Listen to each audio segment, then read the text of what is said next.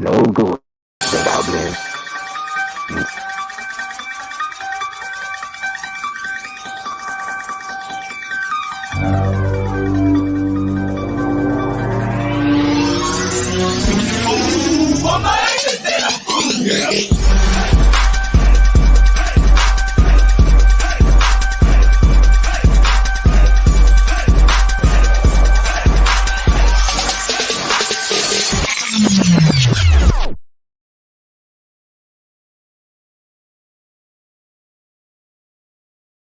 Welcome to the low grade.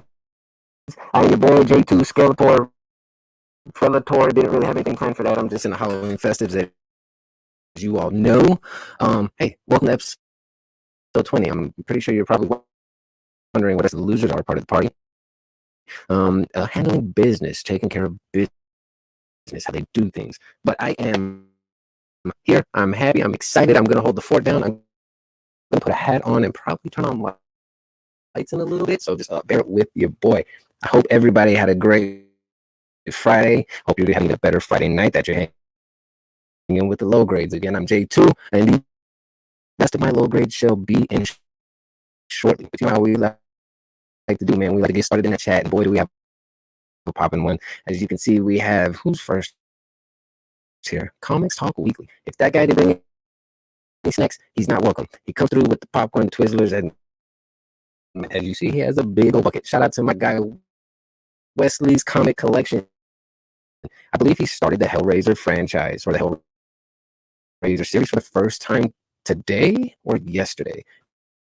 Regardless, I'm hyped that you're diving nose deep into the Hellraiser franchise. It's great. The first two, maybe three, are amazing. The rest suck ass, and then you get to Hellraiser Judgment from 2018 or 19 with Paul T. Taylor. Regardless, we are moving on. Shout out to AKYP420.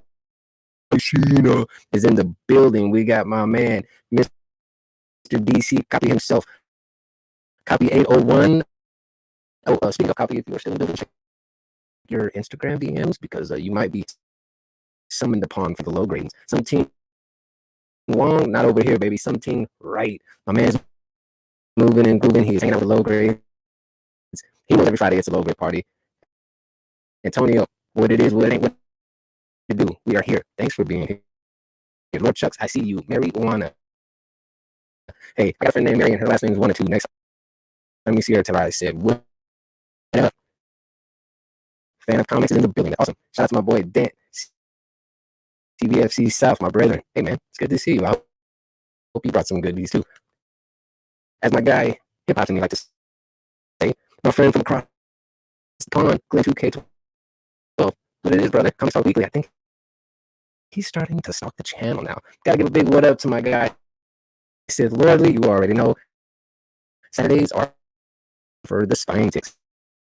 Who else is moving with us? Big up to the Book Abyss. If you're not following him on Instagram, homie's always posting mad horror books. He's very knowledgeable when it comes to horror. Him and I hit it off well. My brother from another. Glad to see you made it. Who else is hanging? Banging Nicole. I know. Trick or treat. Happy Halloween. Coming up soon. Hope you're watching the spooky movies. Go down. You know what I'm saying? Spooky season. Lord Chucks, I believe I said what's up. If I'm not, hello. Good to see Batmite. Hi, peeps. Hello, people. Shout out to Batmite. We got Dave Lex in the building. Man, it's moving. It's moving. Oh, again, Super Saiyan. Got Super Saiyan. Yuzu Makataki. Shout out to Super Saiyan. Got Super Saiyan. My man. Yo.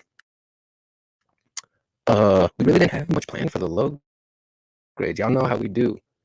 So I got bored when I was sitting at the house. I was like, I got to do something that's going to be fun. I thought I had got the one chip challenge. And it turns out I picked up the wrong chips. I got from the same brand. But tonight, as I'm conversing with my friends here, I'm going to dig into some haunted ghost pepper chips. Don't know how hot they're going to be. I hope they're amazingly hot. And we're going to find out. In the meantime, in between time, thank you, chat, for hanging out with us. It's been a pleasure. It's been real. And Yeah, I'm ready to have some fun. Actually, I think somebody hacked into my StreamYard. Anybody? The only people I sent the link to was Ross and Robert, and I see a random hanging out in the back of my stream. Man, who in the fuck could this be? I have no idea. Oh, hello, sir. Are you lost? I was lost, but now I'm found.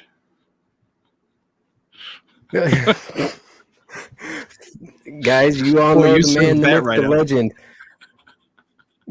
Comics Talk Weekly, as I like to call him, Sir Phil.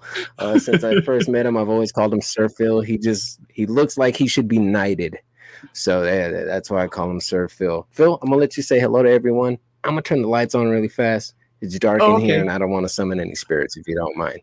Hello to everyone. Goodbye, spirits. I hope he's all of a sudden not calling on me to do a Spine Tick style welcome because I don't have a Mad Lib prepared. Hi, everybody. Welcome to your Friday night. I hope you don't have to work the weekend. And for those of you who do, I hope it goes by fast and it's lucrative.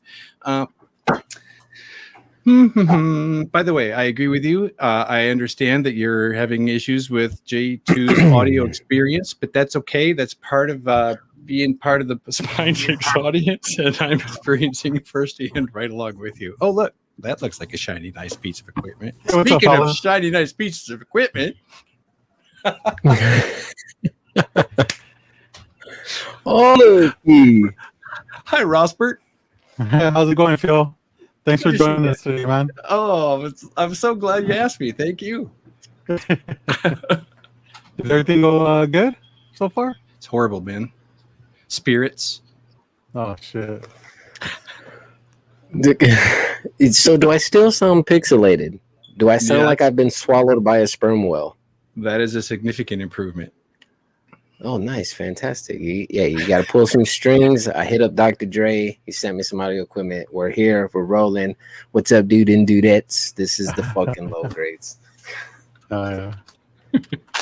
I have my guidebook just in case. You're right. And, dude, I got to thank you, Phil, on such short notice. I know I messaged you out of the blue, and I was like, hey, I believe you may have an hour to spare, and I want to hang out with you. Well, thank you. It's kind of like I said, I was going to be here anyway in the audience. So there's just a difference of, turning the camera on and putting on a nice shirt. No worries. I see my man Robert is frozen in time there. He's looking quite beautiful and handsome. I'm going to let him, restart his stuff, get rocking and rolling. But hey, it ain't a low grade show without technical difficulties. Am I right or am I wrong? That's correct. It's part of it. It's how you trust who's, who's dedicated and who's not, who can hang out. Has anybody had any of these Packy haunted ghost pepper chips? Did they have Phil, are you familiar with these? I've never seen the brand. So apparently there's a big one chip challenge thing, and in which I thought that's what I grabbed, and then I spoke with my co-host a little while ago, and they were like, yeah, dude, you got the wrong one. And I was like, well, shit, leave it to a low grade. They're made with 100% real ingredients, and on the back, the Scoville level says it is freaking hot. But I'm gonna be the judge of that. Hey, I don't know. Right there. If it doesn't actually give you a number, that to me is like the equivalent of what did my sister show me? It was dill pickle dip, right? Oh wow. Which sounds good, and she was really loving it. However, I read the fine print and it said the word flavored underneath the name of the item, which to me says that's the opposite of what that is pretending to be. Okay. I'm sorry if I crunch in your ear. It's okay, man. It's usually I pay good money for that. Sorry. You're so quick. It's Friday, man. Catch me at the end of a long week and I'm kind of brain dead, so it's nice to hang out. These are not that hot. Okay. Or maybe it's a late kick. There it is. So are you familiar with, I don't remember what it's called, Hot Wings, the YouTube show where they have Hot Ones. Hot Ones. Okay. I love that show. 100%. Now. That's fucking hot. I was gonna say we could have like the comic book equivalent of Hot Ones or Wings, but I wouldn't want to be touching comics when I'm eating wings, Mm, or eating No. Cheetos for that matter. not at all. Wow. Okay, it's a late bloomer. It's kind of, I'm feeling it in the throat and the esophagus. You know what I'm trying to say. You guys Is there understand. like I want to say aftertaste, but backdraft? When I breathe in like that, I can feel it go down all the way to the colon, and I feel like I might be cleansed tonight. When I go to use the restroom, everything's gonna come out. But what I'm gonna do is eat another chip, even though these are so hot. Why not? You can't eat just one.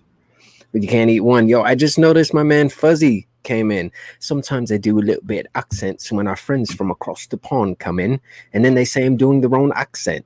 So it is what it is. Fuzzy, thank you for coming in, dude. Hashtag first cow fam for life. You already know what it is. All right, audience. Everyone use the word blimey in a sentence. Ready, go. Blimey. Or what about bullocks? I don't give a bullocks. Yeah, see, Right, Constantine was good for bullocks. In fact, I think Constantine taught me the word bullocks. Really? Probably. You know who taught me the word bullocks? There's a channel that I'm very fond of on YouTube, and hopefully I can reach out to him to get him on here as well. He's a huge Hellraiser fan the same way as I am, but he does reviews, movie reviews, trailer reviews, breakdowns. His name is Mr. H. I'm not sure if anyone's familiar with him. The dude, Phil, I thought, God, jeez, this is hot. I thought you were the voice of YouTube, and then I heard this guy named Mr. H, and it's no dig at you, but good God almighty. He makes my nipples perk. I mean, this guy is amazing. Amazing. In a world. Amazing. Oh, butt talks. Close. It's buttocks. It's what? Bollocks? Bollocks? Nicole came in with blimey hot dogs. Is it Forrest Gump that says the word buttocks in such a way? It jumped up and bit me. I hear the word buttocks like Lieutenant very Dan, much you a got new two-syllable shoes. word. I'm gonna have another one of these Chiefs. Hey, look who it is, the bearded dragon, my guy. I don't know what the hell's going on over Is that here. what the kids are calling it these days? Am I good now or what? You're So still a far. little frozen, but you're handsome enough to freeze. Let's not overthink it. Maybe it'll just work itself out. Mm-hmm. I was having this trouble yesterday, so What's up, Swaggy? Thanks for coming in. Evil Comics. Hello, sir. I saw that show last night. oh, It was did you? quite entertaining. Yeah, it was really fun. Those guys are cool, man. Are we That's talking always- about Team Nerd Herd? Yeah, Yeah, there's always a Yeah, lot of variety yeah. on that. Shout out to the homies, Team Nerd Herd. yeah. Um, J2 was on the show yesterday too. I was. These are fucking hot. That's Robert, or Phil, who was it? Or Ross. I'm confusing all your name. It's the Heat Index, the Scoville that's fucking with me right now. Yes, I was. I had the pleasure and honor of being on Lords of the Long Box, in which we call Lords of the Low Grades. I was Yeah. surprised and delighted to see you there when I wandered in. I was like, "Oh my god!" It's like, Thank you very much. So, I mean, yes, that was TiVo, cool. TiVo and myself, we go back years to like 2014, 2013, maybe. He's a very good friend of mine. I call him a big brother. Him and I are very close. And he reached out and asked if I wanted to jump in and hang out with my wang out. And of course, when you're given the chance to rock out with your cock out, you just got to make that happen. Yeah. Hopefully I sounded as good as you do, Phil, when I was hitting the script, although I did get tongue-tied just a tad bit. Shit, these are hot. Like, these are hot. Like, Full disclosure, Phil, he thought that was a one chip challenge, and it's a fucking bag of chips. Oh, So here's the I had to challenge. break the news to him, like, dude, that's not the one chip challenge. You have a bag. I mean, it's not even. Specifically that brand or just any chip? Oh, specifically that brand. yeah. Shout out to Newbie Comics who just jumped in as well. I Excellent. see you, brother. That's our friend from up there in Canada, Canada, Yeah. I have wonderful memories of Toronto on at least 3 occasions. Why don't you bless us with one of the occasions? I'll bless you with the earliest one, which was a family trip. Myself, who was in 10th or 11th grade, probably 10th grade, and my sister, who's 2 years younger than me, we went to Toronto, and it was the same week that Pink Floyd's The Wall premiered. Oh, that's awesome. And What's because up, guy? because it was Toronto, it was debuting in Toronto 2 weeks before it hit the States, or at least maybe outside of LA, right? So we were kind of seeing it earlier than a lot of folks. So you got the sneak preview. Fuck. We saw The Wall with my parents on a family vacation to Toronto. So Nice. it's kind of a different thing. Damn. I don't know if you can enjoy such a movie, but it was really. I think you can. I Pretty think you true to the can. element. If I'm not mistaken, I believe you can enjoy the movie when you're under on the LDS. Something like that. Different hallucinogenics. Like I'm gonna fucking probably hallucinate from these chips here. They're very fucking hot. Parts of you will, at least eventually. The cool kids call it the 6, not Toronto. Oh, thanks for educating me there. I feel like Newbie. I'm like staring at still photos of Robert. I know, but I mean, This just is look at ridiculous, him, man. dude. He's handsome. He can be Pretend like frozen like that. We could pretend like we're painting him, like in the Titanic movie. Oh, paint me like one of your little French girls. Yes, that is amazing. Well, guys, as you can see, Phil snuck in through the back door. I don't know who let him in. It was probably Robert when I wasn't looking, but I'm glad at least he's dressed and he's ready to rock and roll with us. It's going to be in a fit. Hold the phone. How is Brother Ross going to jump in the chat, but I don't see his luscious face anywhere here on this screen. What in the tarnations, Ross? I hope you're tearing up that calzone. Is it called a calzone? The pizza thing? It was about I who's don't not know. wrong. Yo, big ups to Moonlit Comics who just Should jumped play in the that game. building. So Right. there. Yeah. But as we can see, we have Moonlit. If you guys aren't familiar, she's going to be. Are you buffering or is that my internet? I was like, holy shit, what's going on? I thought it was just Robert. So Moonlit tonight is going to be in a WrestleMania Royal Rumble on The Hunt. That's if a I'm fun not show. mistaken. I just recently is. discovered that. Yes. Yeah, I've seen Hyper Combo Comics on there to defend the title, and now we get to witness the homie Moonlit. I hope she goes in there and shuts it down. Everybody, as soon as you're done with the low grades, you need to go over to the Hunt's channel, show up and show out for Miss Moonlit Comics because she's gonna go put the whoop ass on a jabroni. I know that much. I know that much. Phil is an internet wizard. Super Saiyan God, Super Saiyan couldn't have said it any better there. Phil, you are an internet wizard, sir. You The work trick magic. is there's really no spoon. Well, I just saw that again. Sorry. I no, totally forgot about that. I'm sorry. Got him. Next Oh. time I'll wait till you're drinking milk.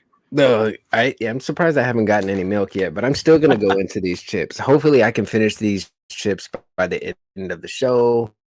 But yes, they are very fucking hot. Haunted Ghost Pepper. They only seemed right because it is the best time of the year. It is spooky season, and it's pretty much like my Christmas. It's my birthday. It's everything wrapped up in one. I freaking love it. Nicole, I am choking on the chip dust, if that's what you would like to call it. I think that's what the kids are calling it these days. We can say that. Let's see. Phil, I have you on. As you know, I am a huge horror freak fanatic. Not horror, but horror freak fanatic. I'm a horror hound. I love everything scary, terror, the just the madness of it all. Okay, I'd imagine you and I are different in age. You know, you don't look a day over 35. You're great looking for your age, but Okay. I kind of ponder these out of the nowhere questions, right? So I would like to know, let's say when The Exorcist dropped, you were around you were there as it was happening. You got to see like the TV spots or the radio spots. You know, I'm going for IMDb so I can remember the exact year. It's yeah, convenient. It's definitely. convenient for me because the year matches the grade I was in school. So, for example, in 1974, I was in 4th grade. Oh, So that just okay. makes it easy to remember. So if I can go look real quick, it was a movie that at the time I was too young to see, and my folks were not having that. So, No. all of a sudden I can't spell Exorcist, so I'm gonna rely on the audience to remind me how old I was. But anyway, Exorcist. How do I know that? Because I'm wearing an Exorcist T-shirt. well, there you go. So have you read the book? Yes, I have. I own it. Yeah. And just real quickly, how do you feel the two compare? Similar but very different as well. And I enjoy the novel more than I do the movie. But it's not to say that the movie's bad. It's a very good movie. The storytelling's fascinating. Sometimes in that situation, one can shed light on the other. Right. Correct. Other times they just don't even try. But okay, so interesting because I never read the book. William Peter Blatty. Yes. I've never said that word out loud before. Blatty. Oh, fuck. Blatty. Careful.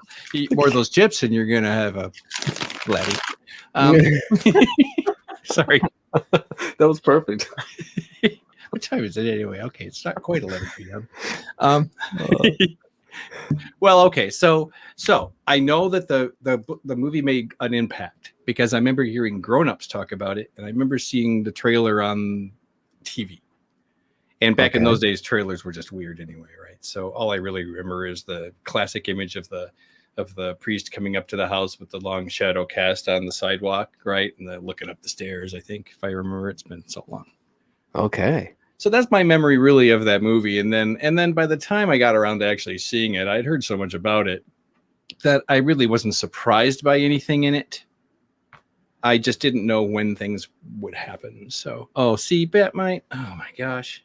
Yeah, that sounds amazing. Mm-hmm. That sounds amazing. Well, okay. I shouldn't ask disgruntled. Way to go, Batmite. Yeah. She's got the first tune too, if I'm not mistaken. Oh wow. Damn. That is awesome. I have the stone tablet edition of The Exorcist. Phil read about it on stone tablets. There you go. Look at that. No, I have I do have the novel. I have a huge Stephen King novel collection that I actually inherited from my grandfather after he had passed away. He was a Stephen King and Tom Clancy freakazoid. So I was able to acquire all his Stephen King books with it. What else? The Shining, Pet Cemetery, Cujo, Christine. Of course, the ones, I read all those as they were coming out. Okay. Well, starting with The Shining. It had already come out. I have yet to read it, but I love the movie. So then you're too young for The Exorcist. Tell me a definitive moment in horror cinema in particular that you do remember maybe in your teenage years, sneaking into the theater with your hot girlfriend at the time, on drugs. Well, if only there had been a hot girlfriend at the time. Anyway, I think Friday the 13th was the movie that did it. And I've never been a Freddy fan. Sorry. No. I don't know why, but anyway, you know what it is? Because I know what it is. It's because what's his name? Who played Freddy Krueger? Robert Englund. I knew him inside and out from the TV series of the time called V. I've never heard of this. That's what he was in. He was in some. I'm sure we would look back on it now and think of it as some schlocky TV sci-fi show. But that was when I was growing up, and I knew better, and he was a lead in that. Anyway, so I couldn't get him. That was totally on me. I couldn't get that character, the character he played from that show, out of my head when watching Freddy Krueger. But anyway, Friday the 13th, saw it in the theater with friends. liked it so much. And this was kind of back in the day when we would go and plan to just stay seated in the theater when everyone got up and left and see repeated viewings of movies. So I think we saw Friday the 13th probably at least 2 and maybe 3 times in a row the same day. Every time, still to this day, still get scared when he flies up out of the water. You know what I mean? Spoiler. You know it's coming every time, and it's still, and there's even a little like ripple that appears, and you think, "Oh, is that it?" Oh, and then you go, "Oh, that's not it," and then that's it. So anyway, so that was the era of me kind of turning 18, being, now I'm driving. Now I can go do what I want to do with my friends, right? See, I'm glad to know that you're driving, but I got a license a couple years later.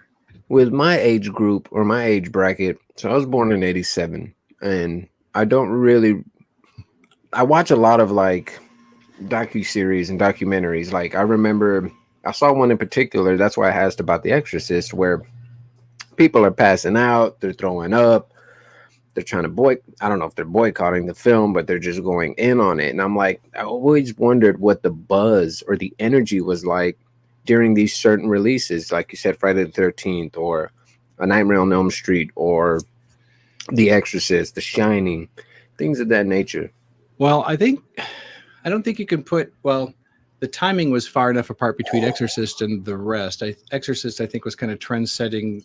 Part of it was because the main character or the possessed character was a little girl. Correct. Pretty crazy. But then her head spins all around and she's saying the F-bomb and she's spitting projectile green pea soup and all that kind of stuff. So that was pretty, to my knowledge, that was pretty, I don't know. That set a standard in its day. But then later with Friday the 13th, not that there weren't smaller B movies that were already crossing the line, but that was the first time in my experience that a major theatrical release was like, you're seeing like gory violence and beheadings and Kevin Bacon getting the arrow through his neck and welcome back. Oh, I think he just froze up again. Look at him. He's kind of freezing. He's so handsome though when he freezes. See, we need to like collect 12 screenshots and do Robert of the month. Or just like a flip book. Yeah. Yeah. Well, that's cool though. I think it's like, I think one defining moment in horror cinema in general that I remember was the Blair Witch Project. Mm-hmm. Sneaking into the theater, and there hadn't really been a found footage film like that in the way that the movie was marketed. How it was a documentary and it was real, and they never heard from these people again. Dude, it scared the living shit out of me, man. And correct me if I'm wrong. I was just thinking about this before coming on, about the horror movies, and I don't even know if that would be okay. What is horror? The reason I asked that is because that would be an example, and correct me if I'm wrong, of a movie that has zero blood in it. That's what. So, but it's still scary as hell. Yes. My point is that you can be creeped out, and a movie can affect you and stay with you, and there doesn't have to be any blood in it for it to be horrific. Oh, it's still one of the movies, like with Blair Witch Project, I still can't watch that movie by myself. I was just thinking of rewatching it. It creeps me out. I probably shouldn't rub my eyes while with this fucking shit dust on me. But yeah, it still gives me the heebie-jeebies, man. Or tenfold, 100%. That movie still, it makes my butthole pucker. It scares me, man. Like, no lie. No freaking lie. Hey, Robert, you there? I don't trust it just because you're frozen that you're not there. I'm here. I don't know what the hell's going on, to be honest. Did you download any porn this week? No, I was too busy. I knew you were asking him. Okay. What's up, chef? What are we cooking tonight, brother? I hope it's something delicious. You know what? Speaking while we have Chef here, Chef, if you would explain to me in the chat what a udon, UDON, udon is. Udon, maybe. udon. I have no freaking idea. someone in, I think it was Team Nerd Herd yesterday. They were like, "Oh, I'm making ginger applesauce with udon. This blah blah." And I was like, "Dude, what the fuck is an udon?" And of course, they didn't respond back to me. But I'm just curious to know what it is that I'm missing out on in my life.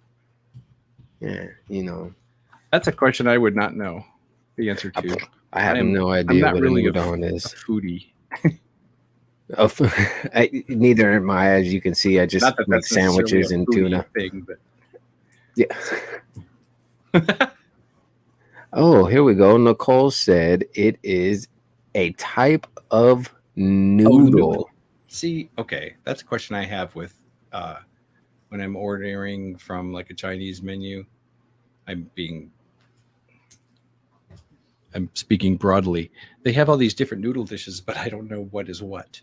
And Huh. for fear of ordering the wrong thing, I just skip those things entirely on the menu. Dude, man, I never heard of this udon noodle, but I know what ramen noodles Copy. are. And oh, shout out to my boy Copy. I just sent you a message, Copy, and it's not a nude, so don't get too excited. Sorry. You have to click for the nude, right? Right. I know. But I gotta say, when it comes to noodles, man, I just know ramen noodles, right? So while I was on vacation back in the day, like when I was younger, Yeah, I saw people making burritos out of ramen noodles, all kinds of crazy talking what real they ramen call noodles, or are you spreads. talking like in the plastic wrapper ramen noodles? College Oh, student the ramen plastic wrapper ramen noodles. noodles. Let's talk about the foil packet of bouillon. Shall What we? is that? You know what I'm talking about? No. Well, okay. The ramen noodles I'm familiar with. You buy them in a little plastic thing. They open up. There's your brick of ramen noodles all ready to drop into the boiling water. But there's also like a foil packet of beef or chicken or whatever bouillon. You're not familiar with that? No, sir. You're putting me on game right now, and that's why I Oh, needed well, all right. I needed you on this show for some wisdom, some aged history. Well, I have a stone tablet version of ramen noodles. No. That's for Uncanny, I think. Who said that originally? Okay, I got to ask now because it's the third time we've spoke about this. What is a stone tablet? Is it pretty much as it sounds? No, yeah, it's like a 10 Commandments joke. That's how old I am. Oh my gosh, bro! So you had a pet dinosaur during that time as well? You know, I got eaten by a dinosaur once. I ran around and around and around and around and around until I was all pooped out. Oh, That's a great one to tell the kids. Oh man, that's so funny. Last time I laughed, I fell off my dinosaur. Shout out to Step Brothers. I will say, oh yeah, I'm rambling all over the place. The ghost pepper has infected my brain cells. It's clouded me all up and whatnot. The endorphins. There you go. Look, I learned a new word today. Oh heck, someone else has hacked into my shit. I don't understand what's going on. Hey, It just seems to who is this guy? Who's this guy here? What up, gentlemen? Bro, you're at New York City Comic Con, no? No, I am. I just exited the Walmart supermarket, and I'm eating a sandwich. Wow! Oh, perfect timing. Here we go. Look, what kind of sandwich did you get there? It's just an Italian. It is an Italian sub-hero. Oh, okay. Are you related to it? Sub-hero. That's like less than hero. Am I related to it? Like sidekick. Well, we both have sausages, so that kind of counts. Depending on who you ask. Hey-o. But that's for tomorrow and Sunday. Well, how do I... Look, I'm learning things. How do I blow this guy up? Same thing you did to you. Just drag me on over to your position. Pause. That's what she said. Red Rover, drag copy right over. Yeah, well, I don't know the rest of the room. Oh, look at that. I don't either. There we go. Let's see what you got there, bro. The badges. Oh. Yeah, these are the badges. In case anybody doesn't know, this is what the badge for Saturday looks like, which I will let you know now is sold out. Ooh. So we got Saturday's badge, and then we got Sunday's badge right there. have you been today, or is tomorrow your first day? Tomorrow's going to be my first day. I went on Thursday to grab everything, and because they've got a lot of restrictions. So I went over there Thursday to get my little handy dandy wristband, so that way I could just bypass the screening process and just walk my ass right to the door. Have you caught a look at the floor plan? Do you know, have you mapped a route? Do you do that, or just swing it? I'm winging it, honestly, because I haven't had enough time to even, like, I looked at the floor plan, but, like, I didn't pay good attention to it. So I'm going to just walk in there and call it a day. Something Wong is going to be there. Lewis is going to be there. So they will be my guides. Nice. That's awesome. Are you looking forward to acquiring any signatures while being there, or are you just going to straight hunt and mingle amongst the crowd? All right, well, funny you ask that. So, let this be the first big show announcement for this for me. I'm brewing up a mystery box. Okay, you heard it here first on Lowdown with the Copy Low Grades. Mystery boxes are brewing. Yeah, so I'm brewing up a mystery box right now. It's going to be nice and inexpensive, you know. It's going to be $35 shipped. So it's going to cost only $35 to Continental. And for an I gotta extra ask, will there be any cream pies? Robert wants to know if there will be any cream pies in the mystery boxes. I don't think it'll fit inside a Gemini, but if you really want, I can cream pie a comic for you on top.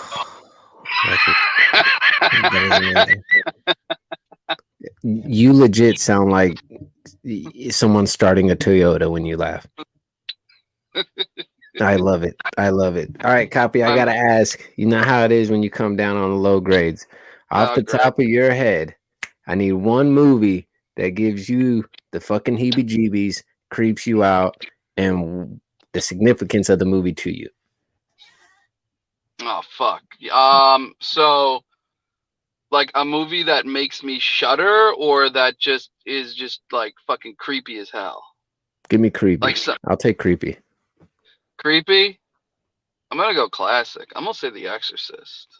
Oh, yeah. We were speaking of that briefly. I thought, you know, my man Sir Phil here was around when The Exorcist came out, but sadly, I put the egg on my face and found out he was 4. So, yeah.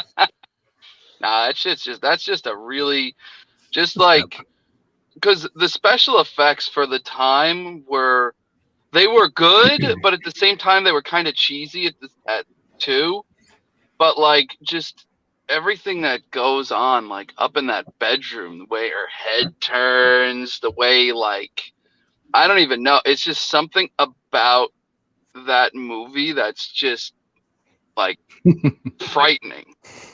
I gotta know, is there any truth to what Sith said? The movie that most freaks Copy out is Green Lantern. No, that actually, you know what? Unpopular opinion. I thought it was a good movie. It just suffered from very bad, like, the movie was good.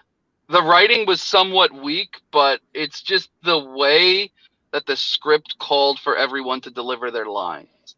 Okay. Like, I enjoyed it. I just saw a little blurb about how George Clooney hasn't allowed his wife to watch Batman. I read that as well. I didn't know how true it was, but that's like Robert Downey Jr. That's like Robert Downey Jr. telling his wife not to watch Iron Man. What the hell's wrong with you? Dude, hey, George Clooney brought some suave to my man Bruce Wayne. The nipples on the bat suit. Come on, man. George Clooney was one of the sexiest men on GQ, wasn't he not? Or People, or Us, or one of those. You know, Robert, or Phil, you're older than me. You know what I'm saying. Yeah, but Robert's the one that keeps the pop culture icon logs. Yeah, look at him. He's frozen in time. Index is a better word. It's like the sports almanac. Well, I do got to say, while I have you here, Copy, thanks for jumping on short notice as well. I know you're hungry. I don't know if you want to hang out still with us for a little bit, or if you got to rock and roll. I just wanted to see your face and hear you laugh.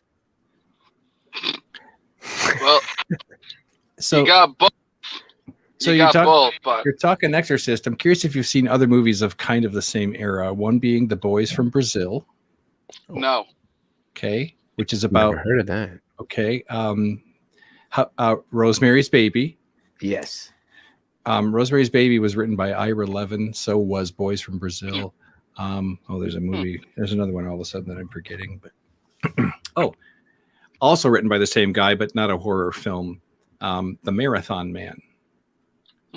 With I saw Rosemary's Baby a very long time ago, but I don't remember much about it. So I'd be terrible to ask for that. Dude, I gotta say, so I found out that they say you learn something new every day. Last night when I was hanging out backstage with some of the crew from Team Nerd Herd, Robert had departed us because he needed to get his beauty sleep. You see, you can see it on his face. He's beautiful.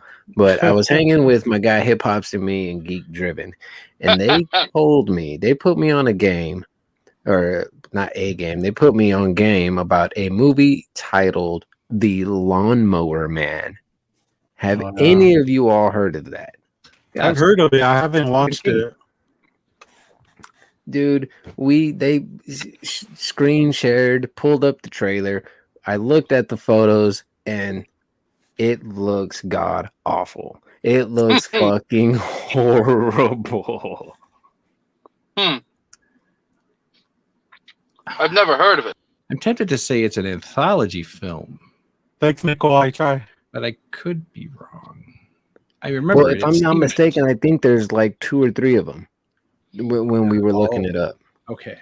Swag. Uncanny Swag says, seen it. Glenn 2K, I've seen Lawnmower Man. Please tell us more in the chat what the Lawnmower Man is about. It looks like a dude. It's a Stephen in a King short story from Night Shift, I think. I think. And in that book, I think the show might be different because in that book, the guy gets naked and like turns all green from all the grass he's mowing. Yeah.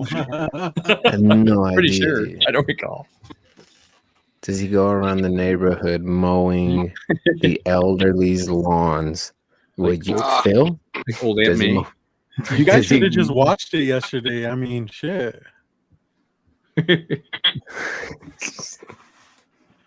I've never seen The Lawnmower Man, so I was just intrigued about when they told me about this. I was like, what in the hell is The Lawnmower Man?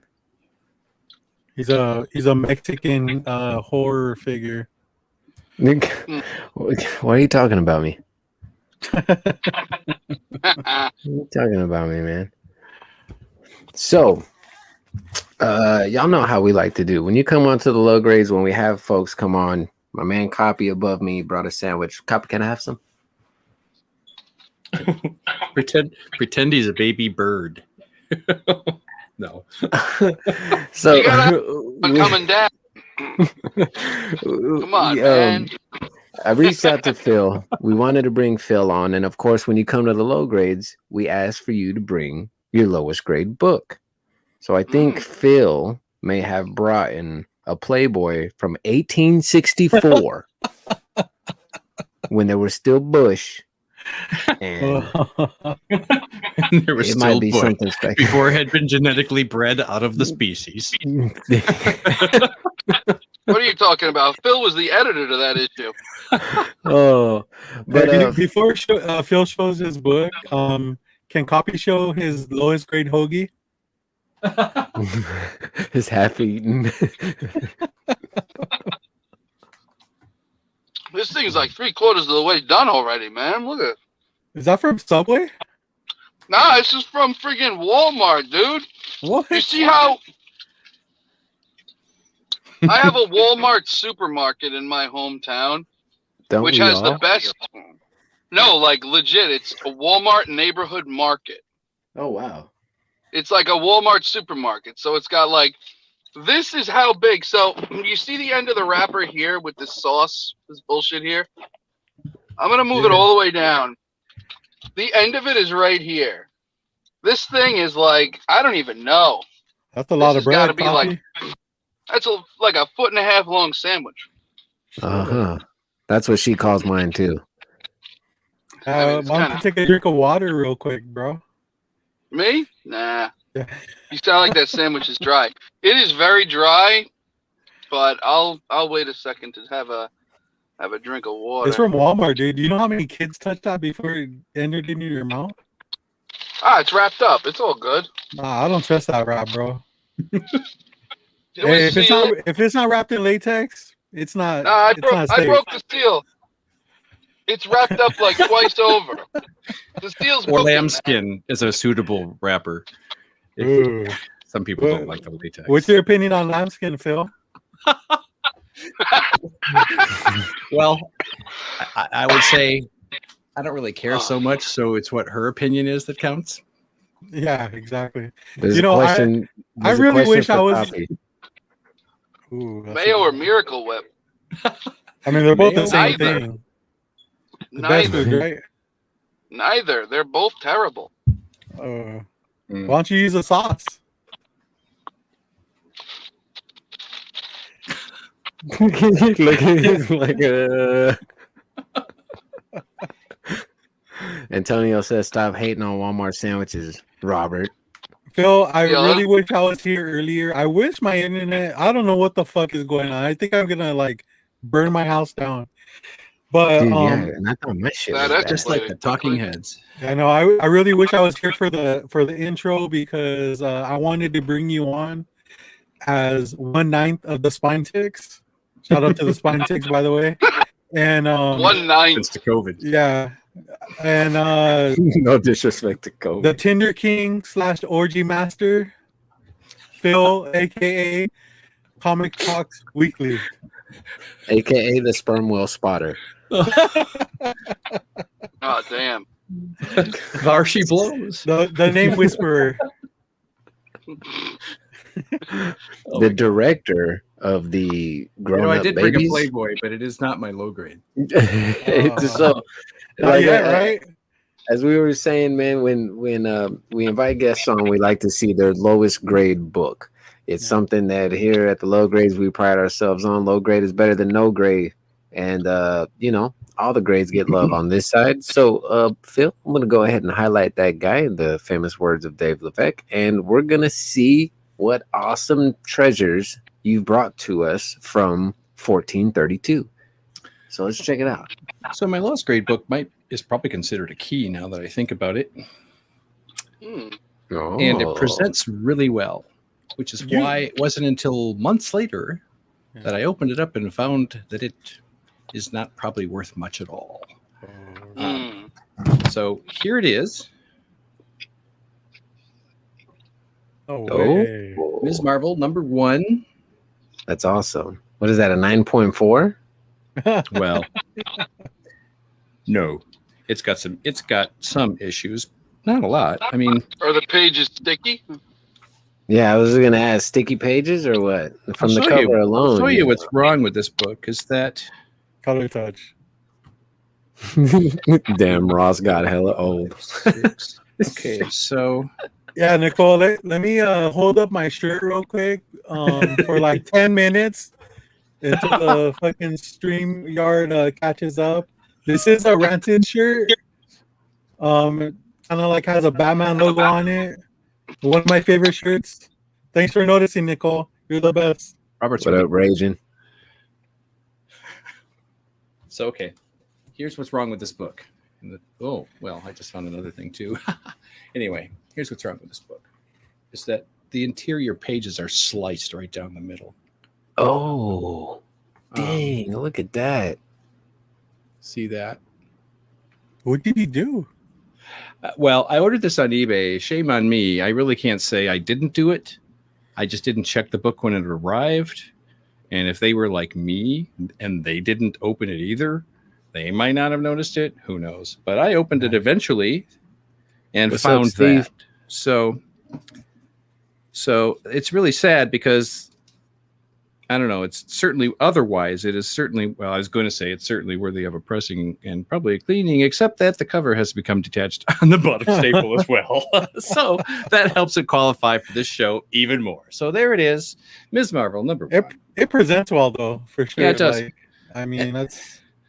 It's really sad though, because when you open it up, you just totally can't read it at all. Yeah.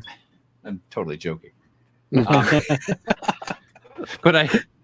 I told J2 that when I showed this off, that I would also give it away, along with its much more nicer companion number 2. Damn. Do you guys hear that, chat? He's giving these books away.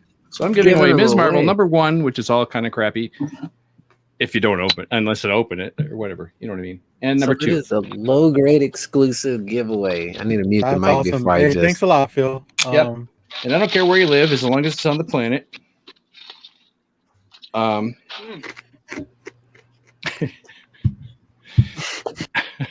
So I don't really know. I don't really know how to give it away. How do you guys want to do it? We should give it away. Who's over under? I'm gonna finish the bag of chips. No, not like that's too easy. Come on. Should we do? You want to pick a number and put it in the private chat? It seems to be kind of the easiest, simplest. Yeah. How many viewers do we way. have? I mean, we could do that. Chat. We're giving. My man Phil is gracious enough to give away 2 books from 3232 BC. I know what I'll do.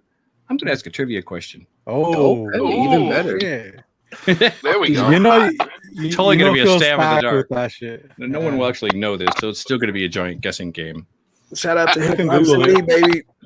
I'm going to drop That's the the answer. Googling in the skills. building. I'll drop the answer in chat. All right. Okay. Private chat. I almost put it off. Moonlit, to answer your question, can you guys do the 1 chip challenge one night on the low grades? Funny, that's what I thought I was doing, and I grabbed This guy. the wrong one. Fucking So, hilarious. Now I gotta eat the whole bag of haunted ghost pepper chips, and they are fucking hot. It's called the so- 1 chip challenge, and you have an entire bag.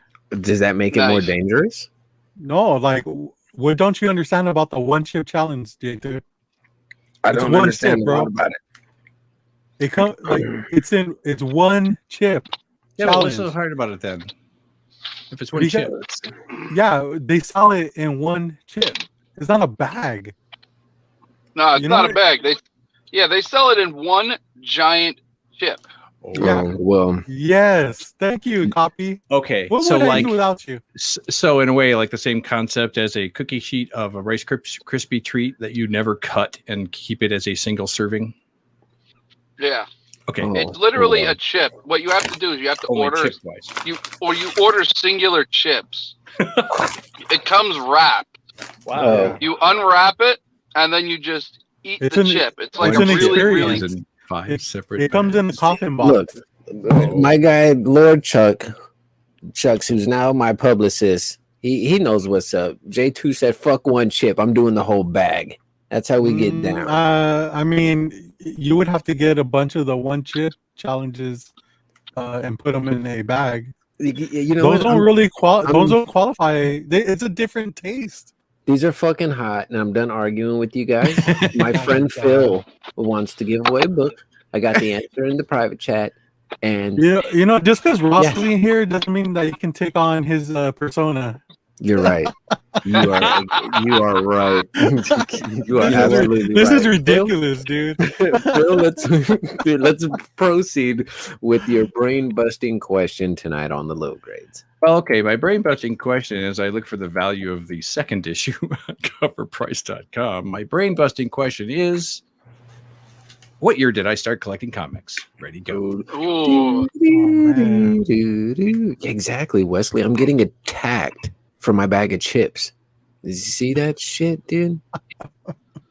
JT, The answer get is it. not 1937. Of course not, dude. It's 1554. Come on. And you're man. only getting it right. You're only getting I- attacked because you're not doing it right. Yeah. No one got the correct answer above the line. So Yeah, I see it. Oh wow, did we? Ooh. Dude, people are going way back. Look at that. Oh my god. I am Yo, not. 14. I I am love not a Moonlit. pilgrim. 1442. she was like, I'm just gonna waste my guess. Oh Like, yeah, fuck me and it. Chris, we go way back. Hold on. I need to Still actually look. nothing. Did you Oh, see this it there, is funny. Phil? Already? I have not seen it. No, I don't I'm think looking it's at there. StreamYard right now. Yeah, I'm Yeah, looking one- through StreamYard and I one haven't seen it VC. either. Oh, I found it. There it Yep. is. Hey, that's cool. Yep, we got a winner. Aero Maestro 1978 was the year Good that I guess. started collecting comics. Fun Nice. fact, that's my birth year. Is it really? Yes, it is. Nice. Well, I that started was, do collecting when I was born. you guys have Meyer in your area? Grocery stores? No, Okay. no. Meyer. That's just where I found my first Michael? comic book was on a newsstand at a Oh, grocery store. wow. Are they still around? They are in this area. And, Oh, my God. But you got I thought you were Kroger's. We don't have I thought you were Kroger's talking around about lemons or some shit. oh, no. here. So, Meyer okay. lemon. Aero Maestro. Yeah, it's a type of contact- lemon. Telling you. Look it up. Aero Maestro, contact me on IG with your contact information. And you are the proud owner of Ms. Marvel #1 with issues and Ms. Marvel #2, which is a much nicer book. Congrats, Arrow. Hey, Good job. thanks a lot, Phil, for doing that for us. Hey, Yeah, you're welcome. thank you, dude. Thank you. I've almost Hey. done that so many times. It's nice to finally have a reason that's fitting with the the channel. Yeah. Well, dude, I remember when you freaking you had given away some Twizzlers. I think that's like right. in our The very sex very ones, early right? That was in episode. copies. Or was that? Oh, that was this show, wasn't it? It was Mhm, Copy you that know won them. me. That's what happened. Copy won the Twizzlers. Oh I'm my still eating gosh. them too. I still haven't finished the bag. They will last you a lifetime. Oh my God. Yeah, I think it was I'm like a building a house out 10-pound of them. bag, right? So the Like, the funny thing is, I forgot that I won the Twizzlers, and I got a whole bunch of shit in the mail at the same time. So I get this fat Gemini that's like packed to the brim, and I'm like, oh, this thing's heavy. I wonder what I got. Is this an A-OK? What did I get here? And then I open it up. I'm like, fucking Twizzlers?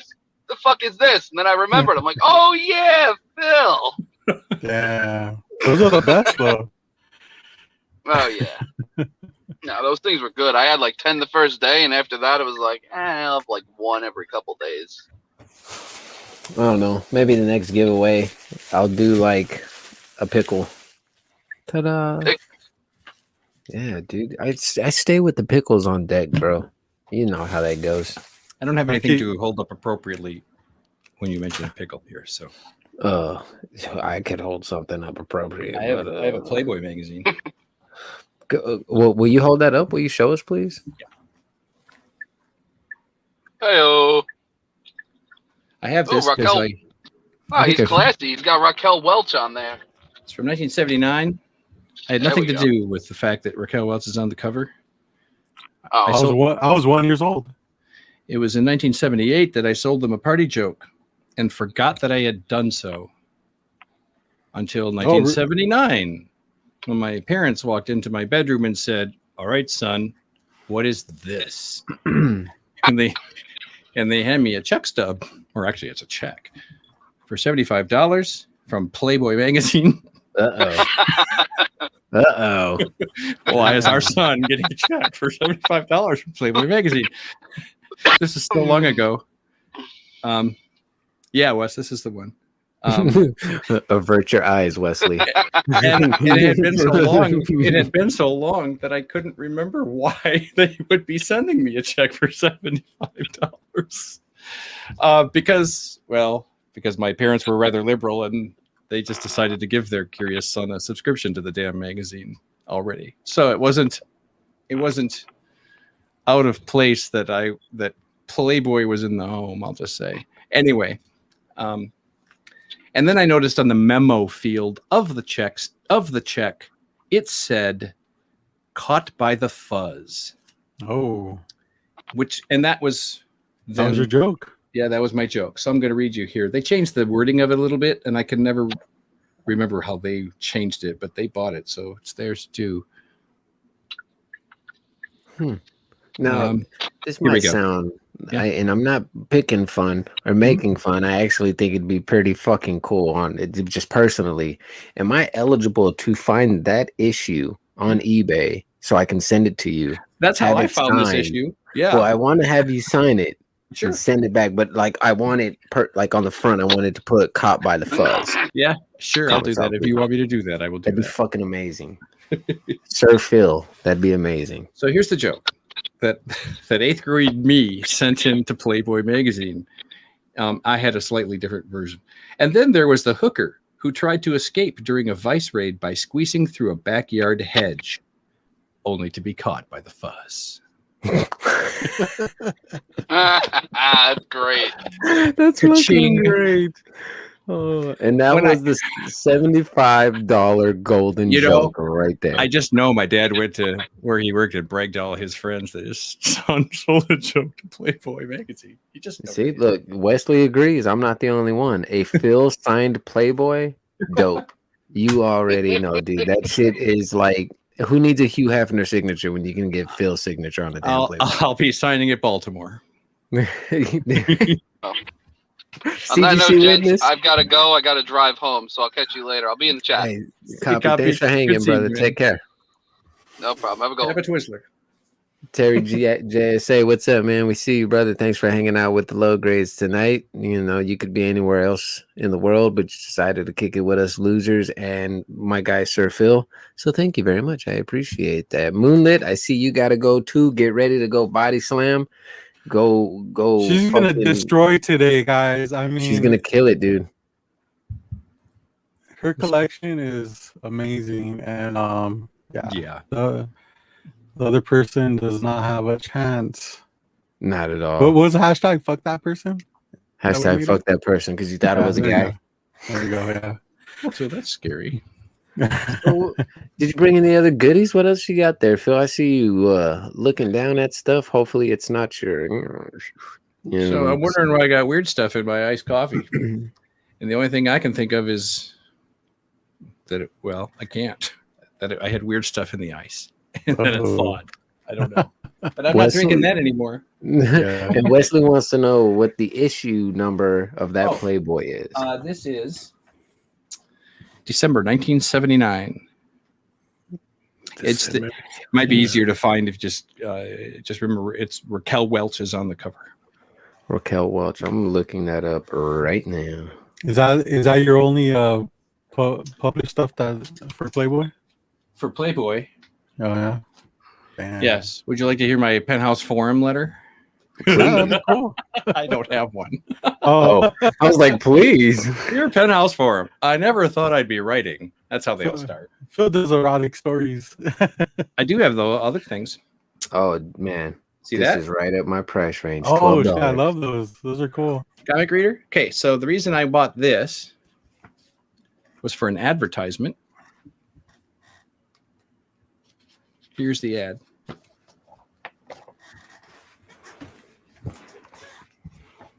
Right here. Issue 1 of Dimensions 2 for $1.50.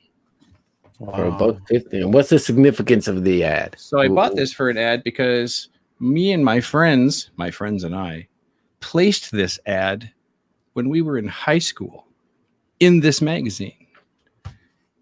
And we placed that ad because it's our magazine. We published this magazine of Dimensions 2, number 1 for $1.50. That's sweet. God. And that's how we sold it.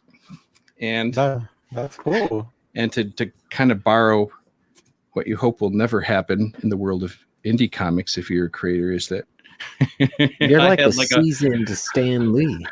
I had a box of like 500 of these in my bedroom closet for years that never sold. But it was fun. It was a worth the experience of putting together and our friend, this is a group project, putting it together and printing it up at the printers and stuff. That's badass. So guys, check out Phil at Baltimore Comic Con booth 308. He will have around. Dimensions on deck. There you go, yes, man. I love the only copy. Get rid of the rest. With 2 holes in the top where my mom filed it away in her filing cabinet for a while. Are they all like that? That's the only one. Oh my god. Wow. That's so cool though, man. That is badass. I think that's awesome. Everyone in the chat says that's super dope. They're comparing you to Stephen King. You too can place an ad in a magazine. Yeah. Right. Right. You know, if they didn't sell out then, they would sell out now for sure. You know, check this out. And this brings me to my last show and tell. But I was going to say, just the ad in that magazine, it's like how times have changed. That's my home address that was in that ad. Send away to Phil's home address. They didn't know they were doing that, but that's what they were doing. That was my home address in there. Did you have any stalkers show up? Well, no, that was later when I went to Kroger's. Oh, okay. The checkout ladies. But okay, so here's my last show and tell. Speaking of home addresses, so Howard the Duck was a big kind of, even back then it was kind of the hot book that everyone wanted, which is really weird because the internet wasn't around yet. So Howard the Duck #1 magazine came out and was like, ooh, this will be hot because Howard the Duck #1 regular was hot, right? So here's Howard the Duck magazine #1. I was really excited. Ooh, Howard the Duck's coming out. Read it back to front several times over. Wrote them a letter for their letters page. Again, so much time passed that I forgot that I had done that, and I got a postcard in the mail, and I kicked myself in the butt because I don't have it anymore. But it said something, ineligible scribbling, but Marvel Comics was the return address, and the only thing it said on there was Mantlo. And in hindsight, I don't have that anymore. In hindsight, I think it was Bill Mantlo was the editor. So that was a postcard from the editor of Howard the Duck magazine. I think kind of saying thank you. I'm not sure anyway, because my letter was then published in issue 3. Where I have a letter in here. I won't read it to you. I remember going into my mom was a secretary and we had a typewriter at home. And so I typed this letter up proudly and carefully and sent it off. But here's my home address for everyone to see in issue 3 of Howard the Duck magazine. And is this still your current home address? No. Oh, I was going to say. The place still exists if you want to see. Oh, there's where Phil lived. The legendary Sir Phil. Crowds. How effective was it to have your home address there? Like, did you get any responses or? Okay, so free shit. Not until years later, when in high school. Well, I was probably getting there anyway. Certainly in middle school when all that happened. But okay, so I was in the journalism class at high school, which involved me running all over the school building, talking to students about a variety of things. And one day I walked into a classroom to a teacher that I had had the year before, and she said, "Did you have a letter published in a magazine?" Oh my God. I was like, That was like, and stalkerish. And I don't even remember now what happened, but ultimately she kind of helped me we realized that, it was that. And I said, yeah. And one of her students had it in there. And they had noticed, hey, that's where we live because it's my hometown. So did she prefer lambskin or latex, Phil? Oh, that's great. Nicole, if you want, I will. We can meet up and I will take you all. Not that you don't know where it is now, but that's so funny. I think that's great. Oh yeah, I remember that. That's cool. That is cool. So anyway, that's the kind of shenanigans you get into when there's no such thing as social media for you to express your creative self in. That's just kind of, you just got to, it was the world of self-publishing fanzines and writing letters to your favorite books. Did you ever have a pen pal? I probably did via some effort through school, but it never stuck. That's cool. They tried to do pen pals back when I was in English. I think it was middle school. Maybe it was elementary school. But kind of odd being that young and you want me to write a stranger. And that stranger is going to send me a message back. You don't know who you're writing to. Well, I guess that's the whole point of having a pen pal. Yeah. That's how my parents met. What? That really? Kind of. Proceed. My father was in the Air Force, and he bunked with a guy whose last name was Como. Oh, okay. And his bunkmate was subscribed to a publication by the Nazarene Ministry. Meanwhile, my mom, also a subscriber to the same publication, notices this ad by a guy named Como in this magazine, like the personal section. My mom, having a crush on Perry Como, thought, what the hell? I'll write this guy. Maybe he's related. Turns out he wasn't related, but he was he was bunkmates with my dad, who was also in the Nazarene church at the time, and said, here, his bunkmate said to my dad, are you interested? And my dad said, sure. And that's kind of how that started. That's cool. I'm glad that it happened because now we have you. Yes. All because of the Air Force and Perry Como. Shout out to Perry Como. We love you. The low grades love you, Perry Como. We need to get you in the building. Probably not. But that's cool. That's Talking interesting. about spirits. Yeah, right. Talking about Perry Como. Enter my body. Pause. Robert, you got anything to show off tonight, brother? I do, but I'm not gonna because it's Fabulous smile. My fucking I don't know what the hell's going on, dude. Ready to destroy my computer. No, you can't do that. Then we'll never get you back on the show. No, but yeah, I'll just. Anyways, Moonlight's gonna go on pretty soon. And I'm pretty excited to watch that. She should be on. They're actually on right now. Well, if I'm not mistaken, when I spoke to Moonlit earlier, she said that they are the main event, so they will not be popping off until towards the end of the show. Shout out to my boy Hyper Combo Comics, who just stepped into the building. He's part of the newbieverse. Yeah, man, that's my brother there. He's big into combat sports and fighting. I want to see him use his. I want to see him fight Robert's daughter. Robert's daughter's undefeated. She kicks Ross's ass on a daily. So you know, that's how it happens. Jiu-Jitsu master. Yeah, the jiu-jitsu master. She from the stories that I've heard, apparently she throws down hardcore. She's wild with it. I'm trying to get Robert frozen with a smile so I can blow it up on big screen just so everyone can go to sleep super happy tonight. You know what I mean? Super happy tonight. Let's see here. Look at this guy. Look at him. Gosh, he's adorable. And it's crazy because my end, it's not even frozen, but whatever. I wonder what it could be. You don't say. We're gonna have to call the IT guys. You got someone running Netflix in another room, or no? There's nobody home. That's the weird thing. Yeah, maybe it's the lawnmower man. He's infected your stuff. It could be. You know, or like what was the movie Ghost in the Machine? You guys remember that? I remember Ghost in the Machine. No. Or Dances with Wolves.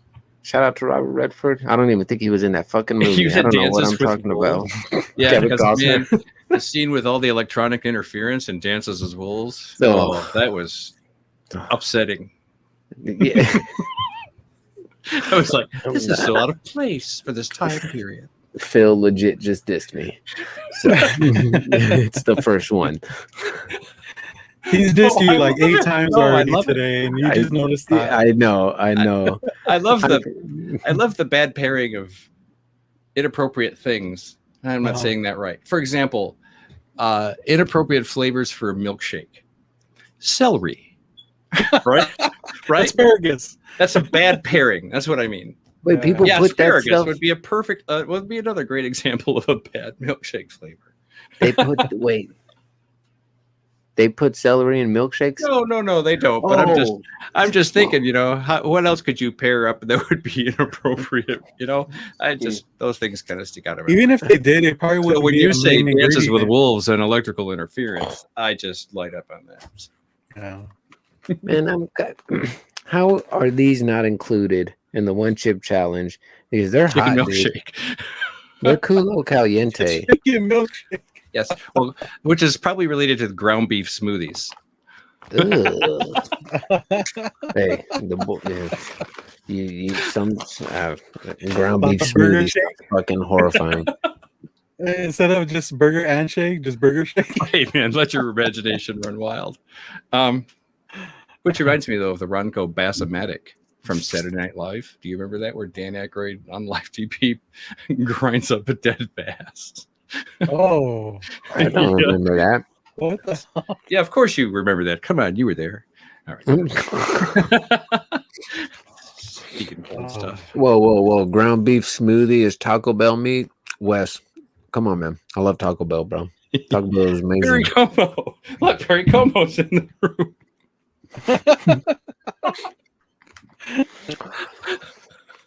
These fucking chips are hot. Yes. You see, I'm gonna have to go back and rewind this and make sure I go buy the right brand and stuff tomorrow. Oh I my assume God. that is not the proper chip to be doing the challenge with, though, is what people are saying. That's what they're telling me, but it's made by the same brand. Pocky? Am I pronouncing that right? Friends in the chat. Pocky? Pocky? Pocky? Paqui? Paki? Pocky? I don't know. They're fucking hot. Do they make you other try? flavors? Huh? Did they make You other try? flavors? I think I should have read my. I was going to say, man. It's going to be a short show all of a sudden. If I'm not mistaken, I think they do. I legit. So Robert and I were chit-chatting earlier with Ross, and Ross said, I'm not going to be able to make it. I got family duties. I was like, that's cool. Yo, Robert, what should we do? And we were kind of like, I don't know. Who should we have on? I was like, we'll figure it out. And then I was just trying to think about what we could do fun on the show, on the low grades. Friday night with the low grades, everybody likes to laugh. Sometimes we talk real shit. Sometimes we just like to joke. And I was like, hey, what's a one chip challenge? A lot of people are doing this one chip challenge. So I asked my friend Google. If you're friends with him, you can call him G. I was talking to my boy G, and I was like, hey, G, what is a one chip challenge? And this brand, Paki, whatever, Azumaki, haunted ghost pepper. I found these at the 7-Eleven, and I was like, well, ghost peppers are hot. Why not check it out? And to answer someone's question, yes, I do eat spicy food on a regular. I am the guy, as you heard Phil mentioned earlier, there's a show called Hot Ones where they go through a series of questions starting with the least hot sauce, I guess, or hot wing sauce, and go to the hottest. Well, I'm the guy, when I go to different hot wing places here in Austin, I ask for I want your hottest of the hot. Give me the fire in the hole. Give me the culo caliente. Give me whatever it is that's gonna ultimately put some hair on my chest and maybe my ass if it's that hot. But I thought this was the one chip challenge, and I guess I didn't put two and two together when I was like, well, hey, this is a bag of chips. This is not one chip, but these are hot. These are pretty damn hot. So, since those are the wrong chip, perhaps the challenge for that chip would be that when you're done with that bag, you have to consume the powder in the bottom. I mean, I'm trying to get through the bag by the end of the show, and I will definitely consume the powder. Like, that's not the issue. Or if anything, I'll take the chips out right now and go in on the powder and see what happens. I won't sniff it. I don't do any sniffings of the powders. You know what I mean? I prefer the herbages. But yeah, these are fucking hot. Well, you definitely have to do. Would you want to do the one chip challenge now? Mm-hmm. Yeah. If there's all right, so the one chip challenge, they have like a certain flavor, and then there's another flavor. I'm brave enough to take both of those flavors, put them together, and make a 2-chip challenge. Like I have no issues doing that. I think that's a big mistake, to be honest. You don't know my life, Robert. You don't run my life. I mean, you're crying on live air right now. Not yet. Yo, these are hot. But I will say that they are hot. Phil, do you like spicy food? Do you like hot food? Well, only if it's flavorful, not if it's just there to be hot, right?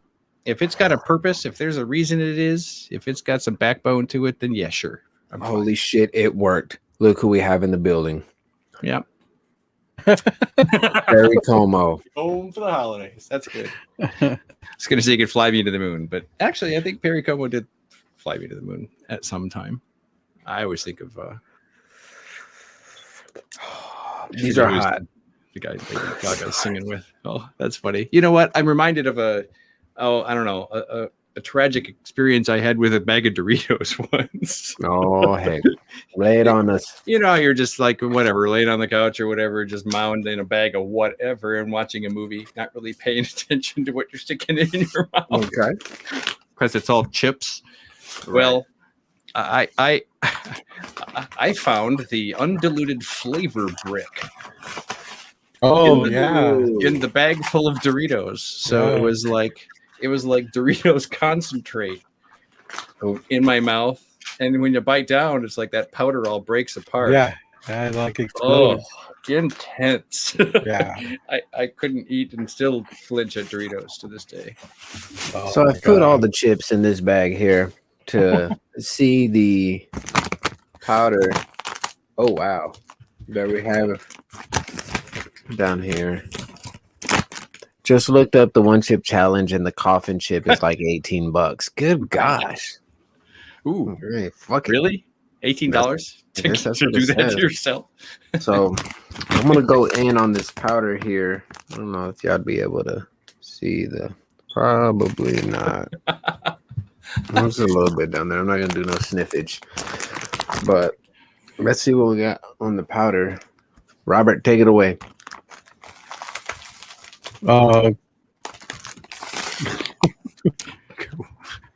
have you ever had terrible eclipse of the heart like J2's having at the moment?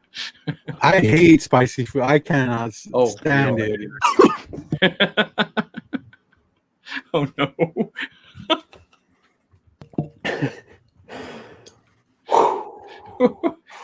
It's a spirit that just came out from behind you? Or from my ass.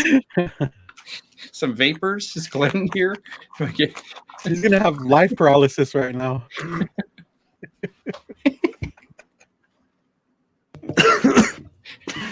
Oh, we definitely got to do the one chip challenge to J2 now. Yeah. You think Ross will do it? I don't know. It's like in the back of my throat. Great pie. That was the thing I see that they drink on hot ones is almond milk. Some of them bring instead of milk. I guess now that I think about it, though, those are probably the lactose intolerant celebrities. Oh man, which could be its own YouTube show. Yeah. All right.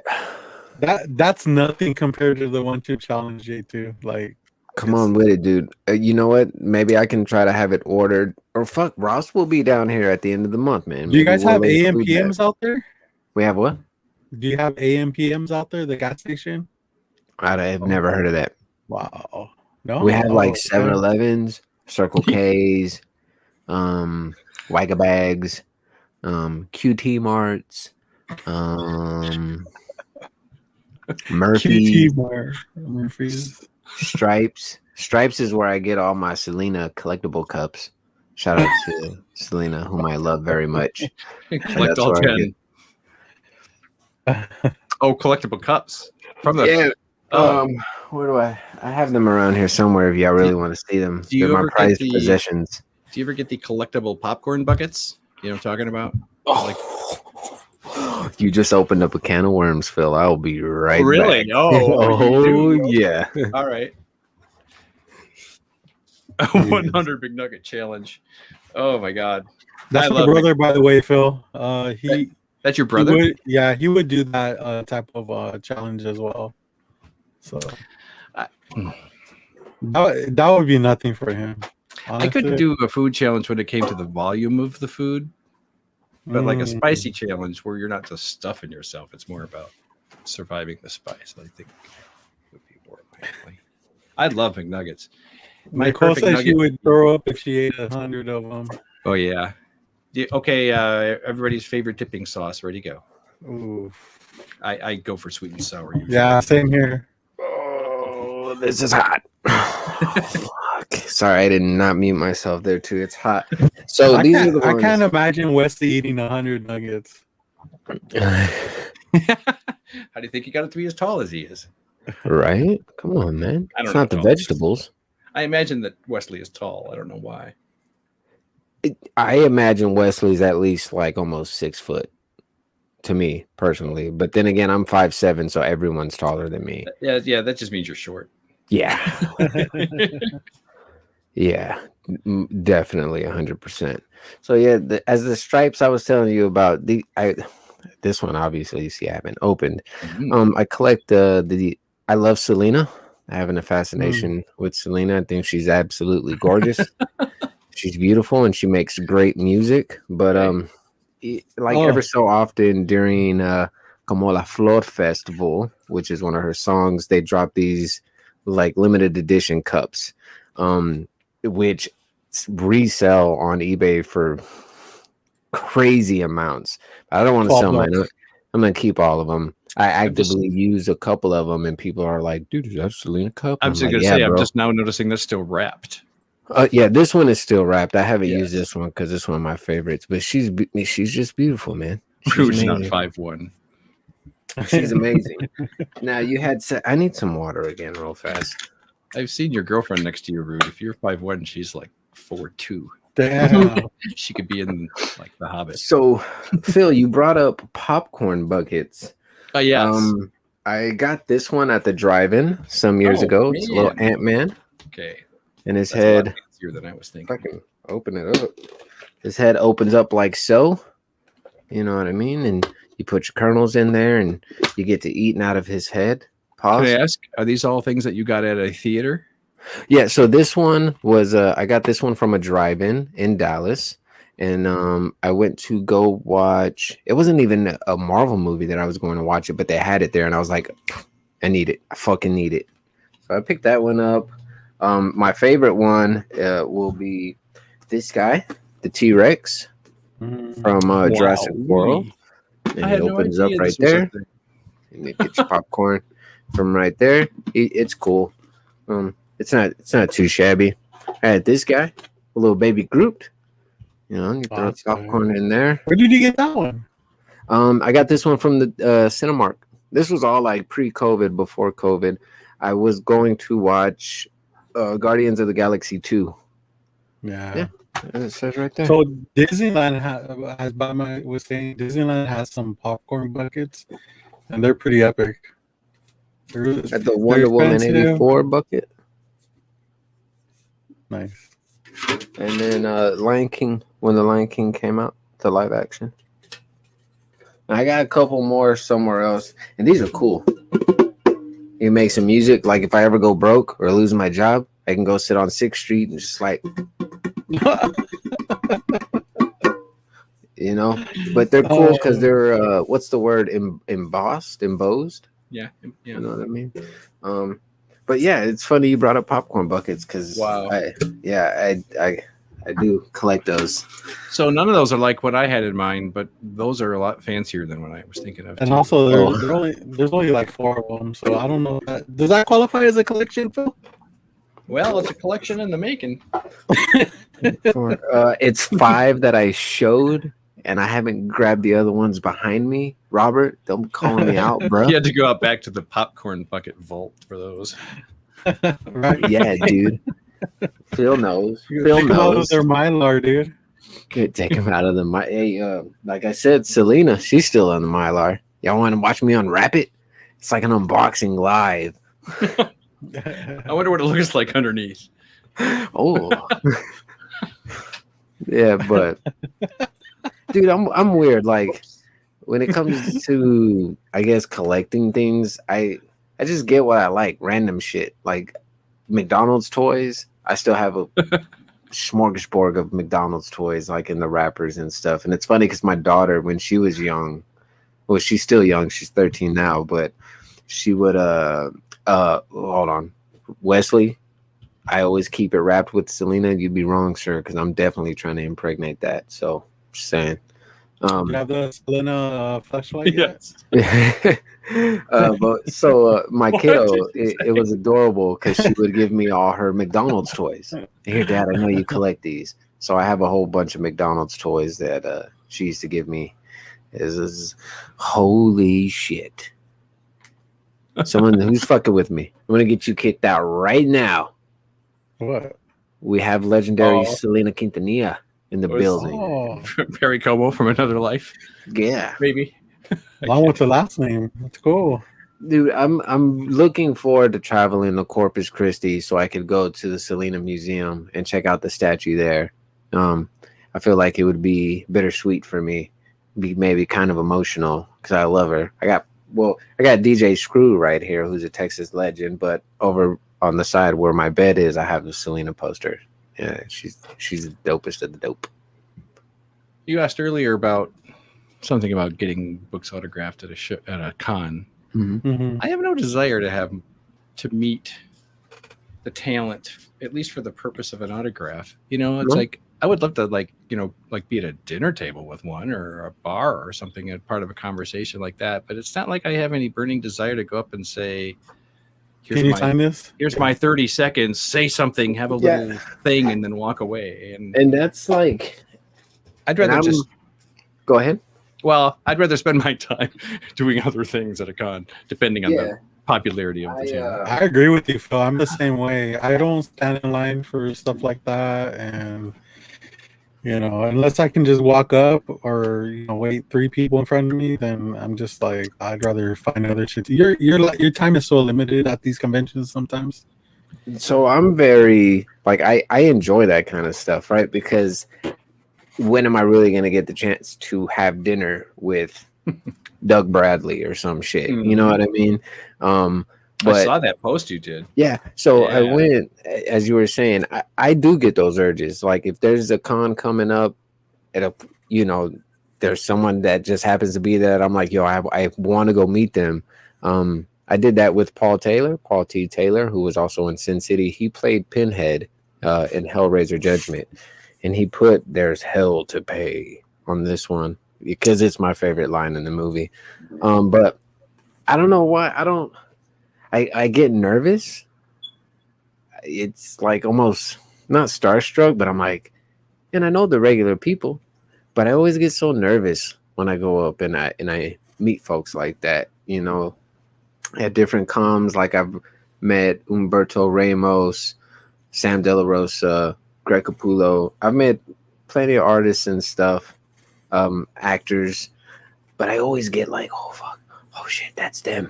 It's them. Like these feelings I get when you're on screen with me, Phil. I'm like, oh fuck, that's Phil. It's Phil, the Playboy specialist, the Marvel legend himself, Howard the Duck Rider. Whose privacy is blown. Here's his address. So can I ask, do you have in your mind something specifically that you want to talk to them about, a question you want to ask, a comment you want to make, or are you just kind of winging it? You're just there to get a signature and play it by ear? No, you hope to have conversations with these amazing people. Like, so with Paul Taylor, for example, he was also in Sin City. Well, I'm a huge fan of Robert Rodriguez. So we spoke briefly about Hellraiser, in which I praised his performance in it because, of course, Doug Bradley will forever be Pinhead, but the next best one to do it was Paul Taylor. Everyone else in between fucking sucked. I could fall in love with you, J2, if you don't mind necrophilia. Girl, my favorite band is Slayer. All they do is sing about necrophilia. Don't play with me. Don't tempt me. But so I asked him, if they've been in things with other actors or they've done other things with creators that I like, I'll ask them about those times in their life. So like with Paul Taylor, I asked him, what was it like working with Robert Rodriguez on Sin City? He seems like a nice guy. And he proceeded to tell me a story about how Robert Rodriguez started teaching him how to play the acoustic guitar. Robert Rodriguez was sitting in his director's chair, picked up a guitar and just called over Paul Taylor and was like, hey, learn these strings. And, we spoke, Paul Taylor and I spoke I got there early just because I was so excited. It was my first horror con as well. I had never been to one before. It was free admission, so I was ready to spend all my money on signatures. And I felt really good because he's like, well, I have DVDs, I have Blu-rays, I have things you could sign. I was like, oh no, Paul. I brought my own, buddy. Oh, I don't need yours, Paul. I brought my own shit. And he's like, oh, you're a fan for real. And I was like, no, dude, for fakes. And he kind of chuckled. And then I was like, all right, thanks. Let's take a picture. You know? But I don't know why I get nervous meeting folks like that. I guess because I hold them to a higher like stature than me. It's like, wow, it's just celebrity. Ooh, oh, they've been on movies. I think more so like with Paul because of it's horror themed, and I love Hellraiser. You know, so it was just exciting. But with as you said, Phil, I think it would be amazing to have dinner with folks like this. I know we were on all three of us, Robert and Ross and I. I think we talked about it on Mondo and the Goon, like who are two people we would want to have conversations with or just genuinely Dead talk or to. alive, yeah. Yeah, dead or alive. Like Robin Williams, I would love to sit and have dinner with Robin Williams and just talk about life. Like he just seems, I don't know, genius. You know what I mean? Prince would be another one that I would love to talk to. I'm sitting here reminded that I actually did kind of do that once with a favorite musician of mine who actually was just recently inducted into the Rock and Roll Hall of Fame, named Todd Rundgren. I went to Chicago to watch a New Year's Eve show, Todd Rundgren show, but we bought a special New Year's Eve package, my girlfriend and I can't talk all of a sudden, where we literally got to have dinner with Todd Rundgren and all the other people who had purchased the package. So it was not as intimate as one would hope, but we were like in the same conference room with him and his family. But anyway, that was still kind of cool because not only are we in the room with our hero, but we're also in the room with all other people who that's their hero too. So that's cool. That was kind of fun. I guess it just depends on like who it is. So like being from Austin, living in Austin, I can't tell you how many times I've seen Matthew McConaughey. So that's just like second nature now. You know what I mean? It's almost like, oh, hey, what's up, Matt? You know, he's one of the nicest people. It's not so much being starstruck, but to meet someone, you know, yeah, I guess like Paul Taylor, or like if I had the chance to meet Quentin Tarantino, I don't know how I would react to that, you know, because he's inspiring to me and he's fucking awesome and he's great. I always imagine in brushes with fame that I would ask them something totally unrelated to what they're famous for. Can you give us an example? Well, it's not a great one. If I had time to prepare, I would do so. But like I used to work at a hotel and I'm at a town here, we're a college town. So every now and then they have some celebrity guest speakers come in. And or musicians that are doing a local concert or something. So I would encounter those folks as they're coming in to check into the hotel late at night, usually at a bad day. They don't give a damn about, about whatever they're in town for. Right. So I would, like, how was your trip? Did you have far to travel to get here? It's just kind of small talk. Mm-hmm. But sometimes that's all it takes to get them to just be relaxed. Well, a lot of times they seem nice. Like the most recent person I've met, and I keep resulting back to Paul Taylor, is when we spoke, and he's like, are you from here in San Antonio? I was like, no, I'm in Austin. And he goes, oh, I'll be in Austin in the middle of October. They're going to be screening one of my new movies. I'm trying to remember what the movie is, and I can't.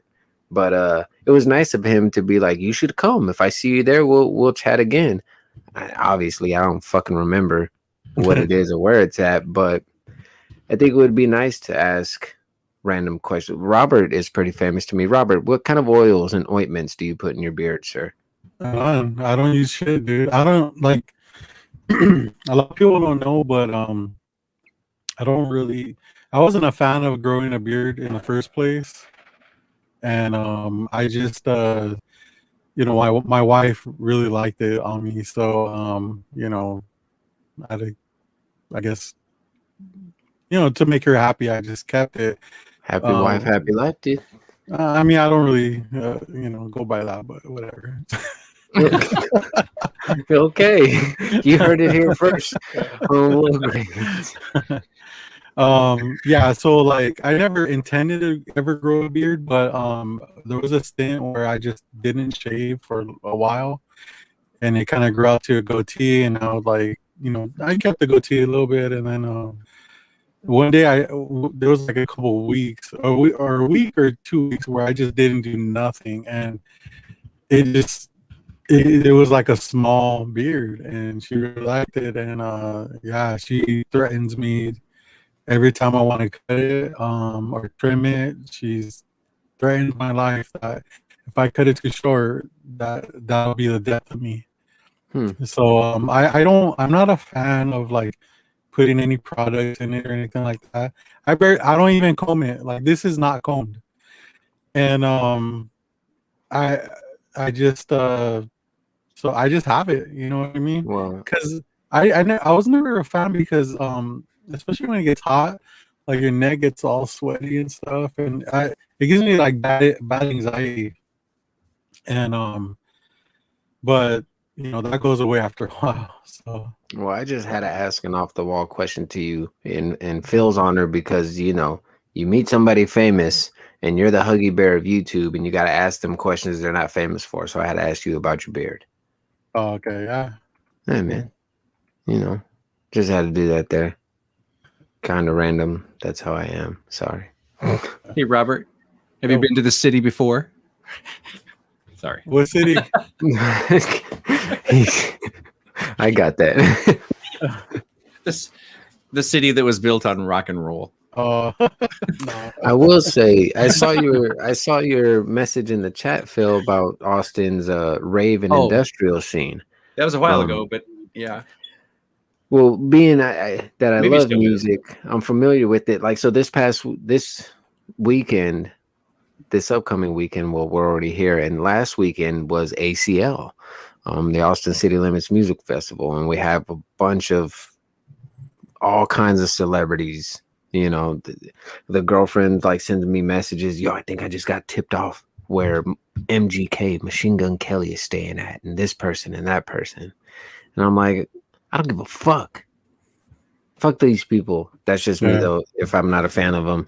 But yeah, Austin's music scene in general, it's expanded and it's grown so much, but it's not how it used to be. Like South by Southwest, when it was all your local bands and unknown bands. Now South by Southwest, man, you buy a badge and the badge is like $1,500. Oh man, really? Yeah, and it never used to be like that. Yeah, you know what I mean? That's too bad. Yeah, it is kind of heartbreaking. It's the same with we have the reggae festival out here, Marley Festival or 420 as everyone calls it, and you get plenty of reggae bands, reggae inspired bands. Years ago, and I say that like I'm super, super old, but when I was like 18 or 19, it was free admission, but you have to bring in canned goods for the food drive. Well, now it's like you got to pay for a tent spot, you got to pay for admission to get in, and it's almost kind of off-putting because it's like, man, I remember the way it used to be, and now it is just money driven. You know what I mean? Festivals aren't the same as they used to be, like Woodstock and everything, where a lot of people just come together for the love of music. Now it's just a big money pot in business. Kind of takes the fun away of all of it. Yeah. That's pretty much how the direction's going to now. Yeah, you can't go to a festival for $20 anymore. You gotta break the bank. Look at Coachella; those are hundreds of dollars. Like, people have to make payments just to get those tickets. That is nuts, dude. And like, I've never been to Coachella, and it is one of those festivals that I've always like wanted to check out, but I can only imagine how expensive they are. Yeah, I know Austin has a lot of different. What's that one? South by Southwest. Yeah, we have South by Southwest. Yeah. We have ACL Fest, Reggae Fest. Nosferatu Festival. There's always something going on in Austin, man. There's literally always something going on. A band playing, a rapper rapping, a country dude strumming his guitar. You know what I mean? It's just, I think they still call it the music capital of the world, if I'm not mistaken. Yeah.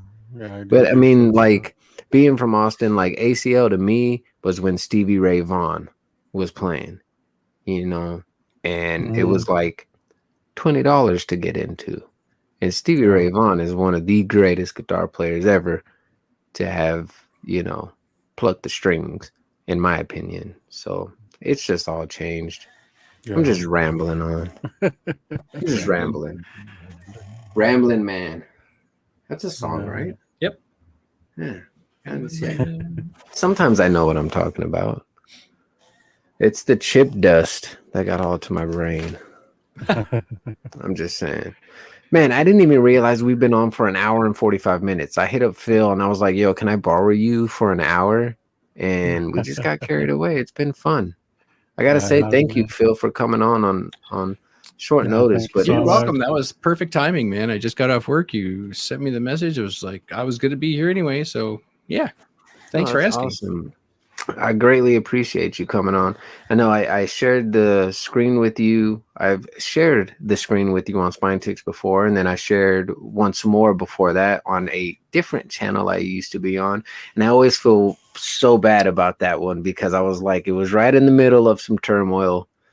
I was completely impervious to any turmoil that was going on. So I think you're lying to me. No, I'm not lying to you. Not at the time. I was completely not up on any of that. Then. So ignorance was bliss. Ignorance was bliss. But this is a more formal, like I've longed for the opportunity to just kind of hang with you, talk to you, get to know you a bit more. And I've had a blast hanging out with you, man. Thank you for telling us stories about 336 BC. And thank you for telling us about your pet dinosaur. Yeah. You know what I mean? So I appreciate it. I apologize for my shit being shitty. So no, man. An Exorcist pillow. Where's the Exorcist pillow? I don't have an Exorcist pillow. Oh, he probably thought when I had my shirt draped over the arm. Sorry, random. My bad. Well, I think that's a good time to end it, guys. Let's head on over. I know Lady Sitlodi posted the YouTube for Michelle's show tonight. Let's go ahead and support her like we do with everybody in the community. We gotta go in, show out, man. We gotta go show up, show out for Moonlit. Yeah, thanks everybody in the chat for keeping it active, and hopefully next week will be different for me because I don't know. I'm so confused right now. I'm questioning my life decisions, and you should just be questioning your internet, not the life decisions. You could start just by rebooting your router, maybe. No, I already did. I did that. Oh, you did that? Yeah. So I was on Team Nerd yesterday, and dude, like, I didn't know it was that bad until like you watch the rewind, and it's like, holy fuck! If I would have known that, I would have just bailed probably. I don't want that shit out there. Come on. You got neighbors stealing your bandwidth? It's maybe. me. That's why my internet's been working so good, and his is going shitty now. But yeah, thanks everybody for showing up. Thanks, Phil, y'all. thank you. You're a rock star like always, and we'll be seeing you tomorrow. Tomorrow, check out Spine Ticks. Saturdays are for Spine Ticks. You already know. You know it. Yeah. Till next Friday. Low grades for life, baby.